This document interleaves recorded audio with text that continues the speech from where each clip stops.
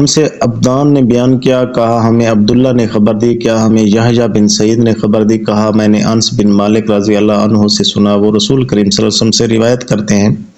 دوسری سند یہ ہے کہ ہم سے خالد بن مخلد نے بیان کیا، کہا ہم سے سلیمان نے یحییٰ بن سعید کے واسطے سے بیان کیا، کہا میں نے انس بن مالک رضی اللہ عنہ سے سنا، وہ کہتے ہیں کہ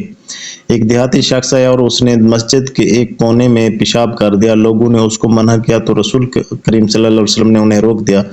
جب وہ پیشاب کر کے فارغ ہوا تو آپ صلی اللہ علیہ وسلم نے اس کے پیشاب پر ایک ڈول پانی بہانے کا حکم دیا، چنانچہ بہا دیا گیا۔ ہم سے عبداللہ بن یوسف نے بیان کیا، کہا ہم کو مالک نے ہشام بن عروہ سے خبر دی، انہوں نے اپنے باپ عروہ سے، انہوں نے حضرت عائشہ ام المومنین رضی اللہ عنہا سے روایت کی ہے کہ رسول کریم صلی اللہ علیہ وسلم کے پاس ایک بچہ لایا گیا، اس نے آپ صلی اللہ علیہ وسلم کے کپڑے پر پیشاب کر دیا تو آپ صلی اللہ علیہ وسلم نے پانی منگایا اور اس پر ڈال دیا۔